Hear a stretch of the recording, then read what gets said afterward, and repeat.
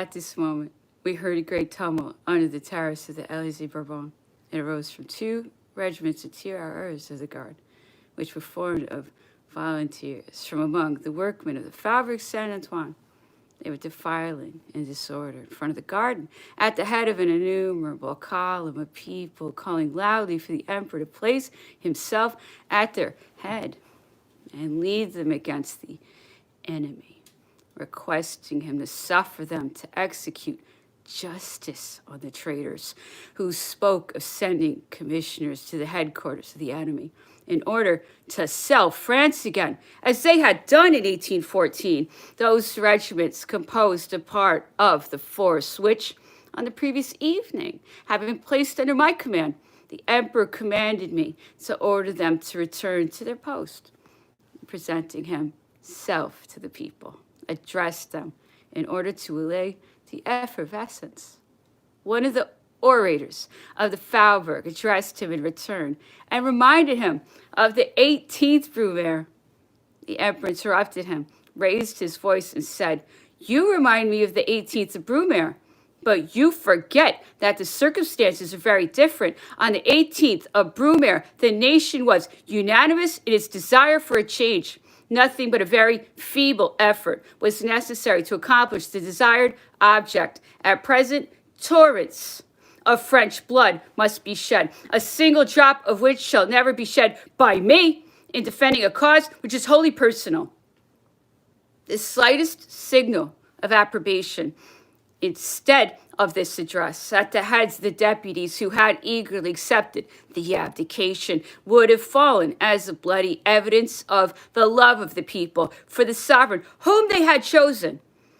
The 2 regiments yielded obedience to the order, which I was sent to convey, but on returning from the discharge of this commission, I could not refrain from expressing to the emperor the regret which I felt at his having arrested the hands of the people, which alone was strong enough to have defended Paris from the defilement of the enemy, and suffering myself to be led away by the strength of my convictions and my devotedness to his cause, I ventured to call his attention to the difference which, in opposition to his view, existed between the circumstances of the 18th of Brumaire and those in which we were then placed.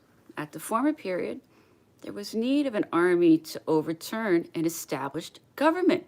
At present, the object was safe, a legitimate government in France, and nothing further was necessary than to allow the people free scope, and they would execute justice upon their traitors. Napoleon, who had suffered me to proceed so far, interrupted me at this point by saying, to put into action the brute force of the masses would, without doubt, save Paris and ensure me the crown, without having recourse to the horrors of civil war. But this would also be to risk the shedding of rivers of French blood. What is the compressive force which would be sufficiently strong to regulate the outburst of so much passion, hatred, and vengeance? No, said he, I can never forget one thing, that I have been brought from Cannes to Paris in the midst of cries for blood, down with the priests, down with the nobles. I would rather have the regrets of France than possess its crown. I proceeded no further. Respect forbade me to say more.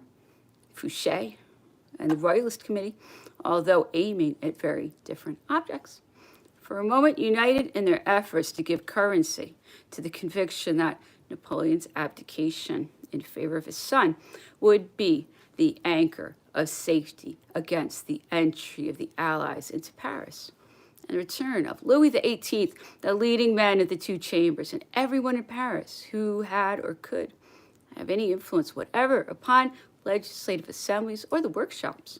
I had received confidential communications respecting the dispositions of Austria and the negotiations which, as it was said, Fouché, without the knowledge of the emperor, had been carrying on with the cabinets of Vienna and Petersburg, abdication of the emperor, as they assured those whom they addressed, would save the empire and the French Revolution, of which it was the fruits.